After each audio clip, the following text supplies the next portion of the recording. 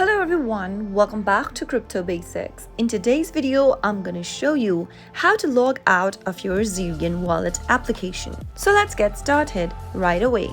Open your Zerion Wallet application and then it'll ask you for your passcode. As long as you remember your passcode, you can just type it in the text box. This will then open up your wallet. From the main homepage of your wallet, go and tap on the settings button at the bottom right hand corner. Inside the settings menu, tap on security. If you go ahead and look for a log out button in any of those options, you will not be able to find it. So if you want to log out, you can simply force close your application. Slide from the bottom of your mobile device and bring up the app switcher. You can now push off your Zerion Wallet application upwards. This will then force close your application. If you go ahead and launch it open again, it'll ask you for your passcode. Make sure that you remember your passcode. If you don't remember it, you will not be able to get access back to it. As long as you have your passcode enabled and you remember your passcode, you can log into your Zerion Wallet account anytime you want. That is how you can easily log out of Zerion Wallet.